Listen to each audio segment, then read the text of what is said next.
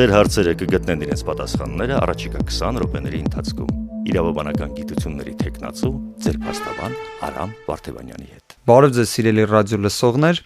Նախորդ հաղորդման շրջանակներում մենք արդեն փորձեցինք քրեական իրավունքի որոշակի ինստիտուտ բացահայտել եւ քրեական իրավունքից այսօր կտեղափոխվենք քրեական դատավարության դաշտ եւ կքննարկենք քրեական դատավարության առանցքային դերակատարում ունեցող կառույցներից մեկի դերը այս հենց բնագավառում, ինչպես նաեւ որոշակի առումով մարդու իրավունքների պաշտպանության բնագավառում դատախազության դերը։ Եվ իհարկե մենք կքննարկենք արդեն ավելի կոնկրետ մեր հյուրի հետ, բայց իհարկե սկզբից որոշակի այսպես տեսական հիմնական մոտեցումները ես կներկայացնեմ դատախազության հետ կապված, հաշվի առնելով հենց նախ եւ առաջ սահմանադրության կարգավորումը, ինչպես նաեւ քրեական դատավարության օրենսգրքի, այսինքն կոնցեպտուալ առումով կպատկերացնենք, թե դատախազության հիմնական գործառույթները առհասարակ որն են։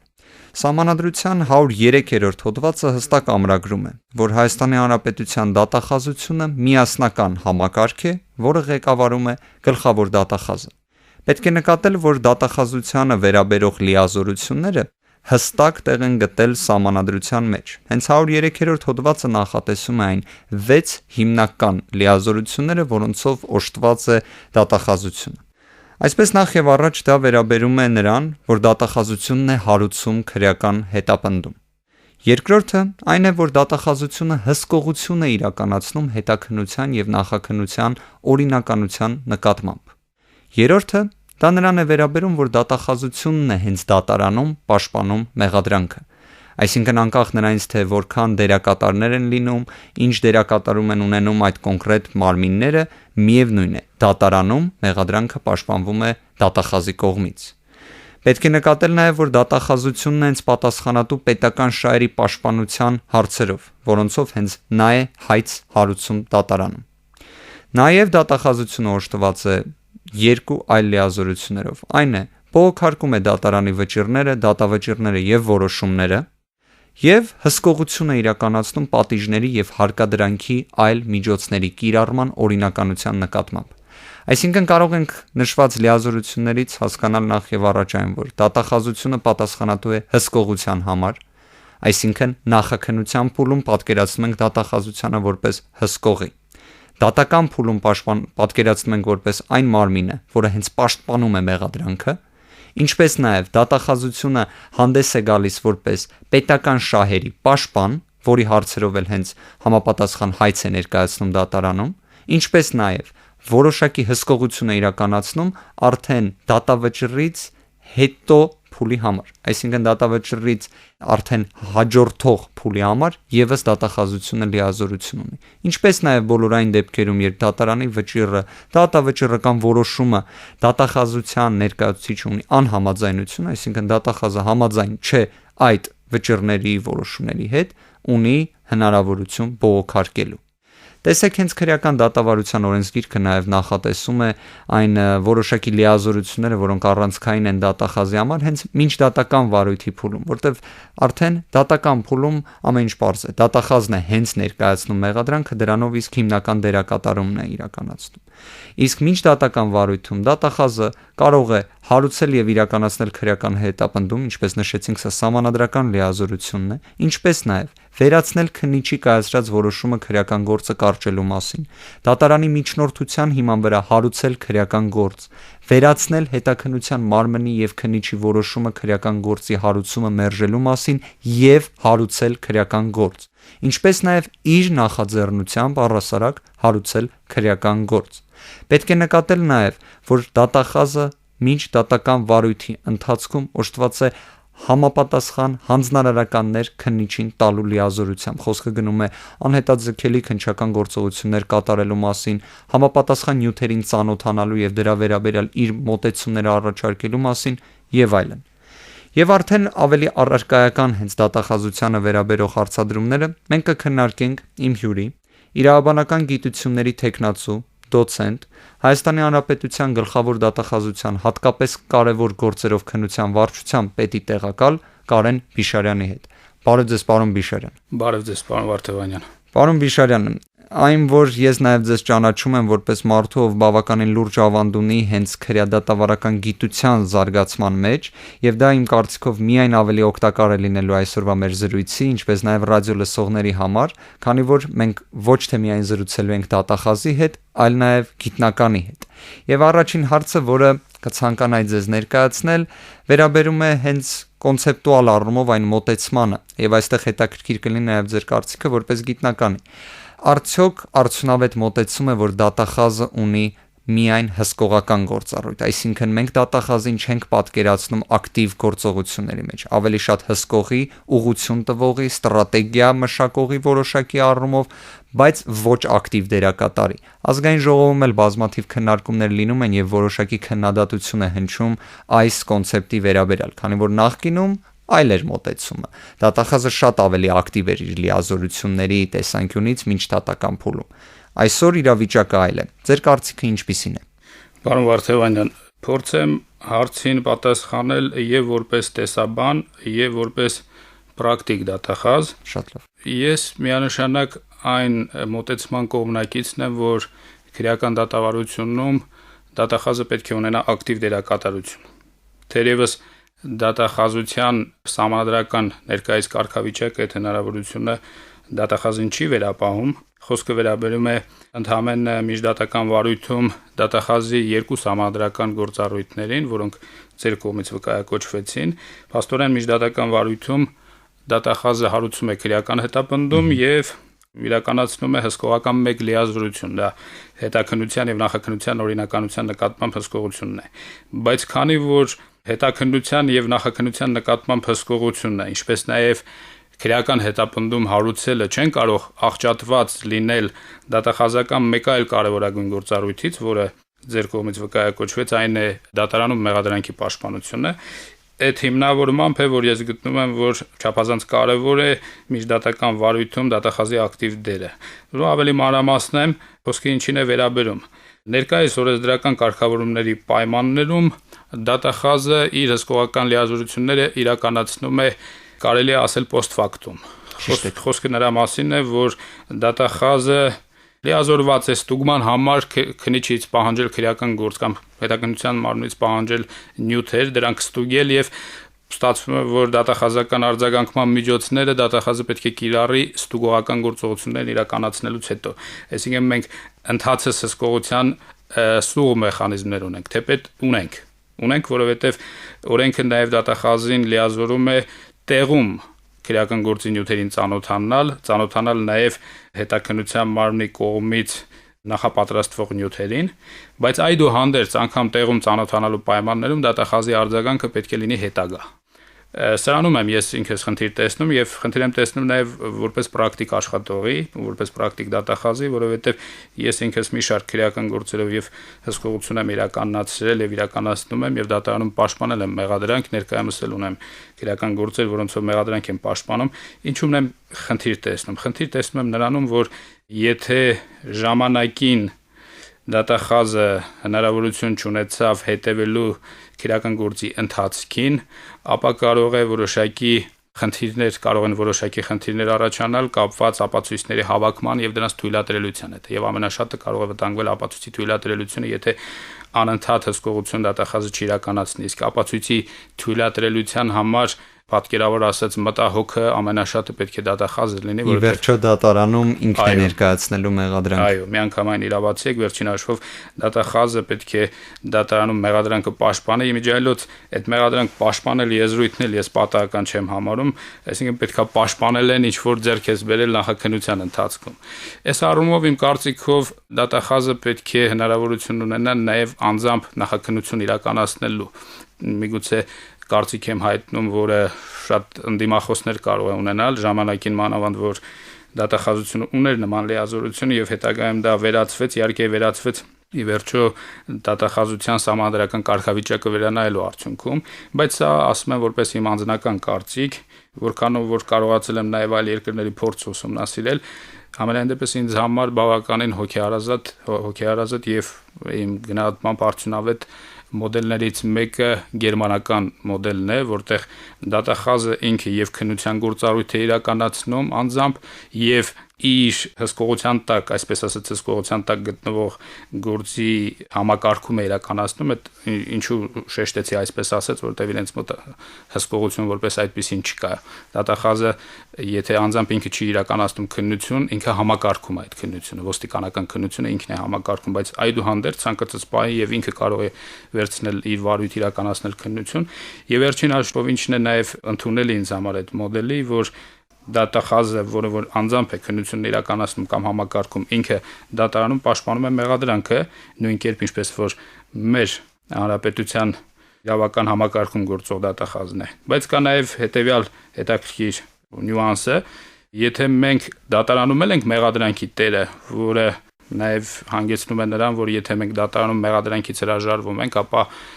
դատարանը անգամ դրա հետ համաձայն չլինելու դեպքում պետք է արդարացման դատավճիռ կայացնի։ Գերմանական մոդելում այդպես չի։ Մեղադրանքը դատարան հասնելու պարագայում արդեն մեղադրանքը տնօրինող չէ դատախազը, այլ մեղադրանքը տնօրինողը դատարանն է։ Եվ այս պարագայում, այս փուլում մեղադրանքի վերաբերյալ արդեն դատախազը ներողություն, դատարանը ընդհանրապես կարծիք հայտնող է։ Այս մոտեցումները ես ընդունելի եմ համարում եւ գտնում եմ, որ կարելի է երբևէ դրանք ընդունել եւ դատախազին նաեւ մեր հանրապետությունում նման կարգավիճակ տալ։ Սա իմ անձնական կարծիքն է, իհարկե, այդուհանդերձ ներկայումս դատախազության համանդրական կարգավիճակը այդ հնարավորությունը չի տալիս եւ իրավական այն գործիքները, որոնցով մենք առաջնորդվում ենք, նախանշված են համանդրական մեր լիազորություններով։ Պարոն Բիշարյան, ես իրական որոշակի առումով կարելի ասել կմիանամ ձեր կարծիքին այնքանով, որքանով որ ի վերջո նաև տրամաբանական է այն, որ եթե մի մարմին պատասխանատու է հետագայում մի փաստաթղթի համար,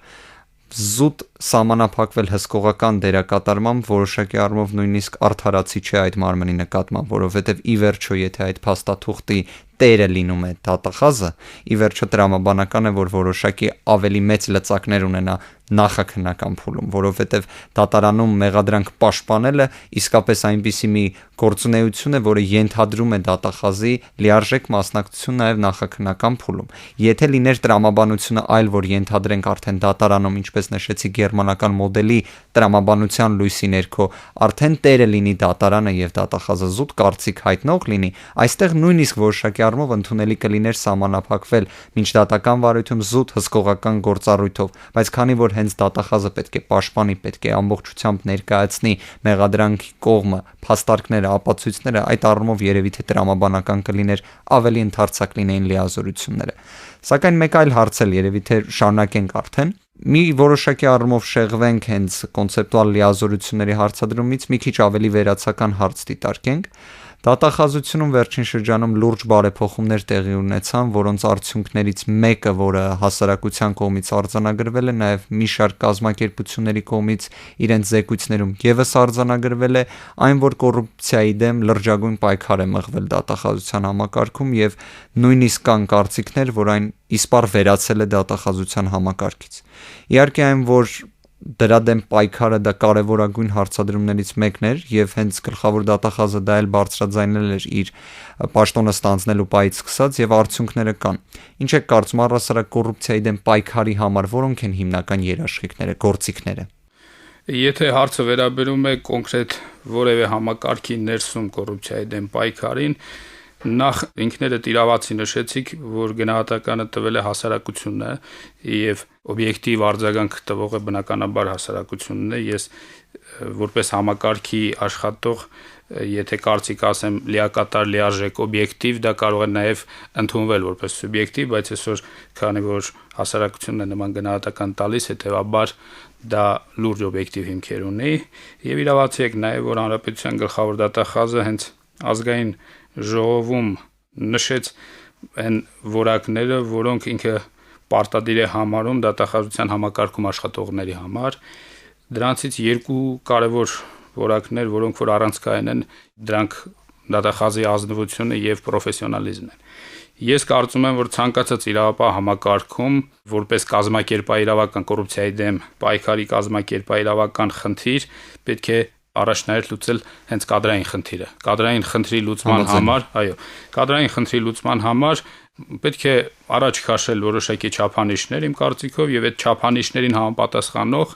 մասնագետներով համալրել այդ համակարգը։ Սա առաջնային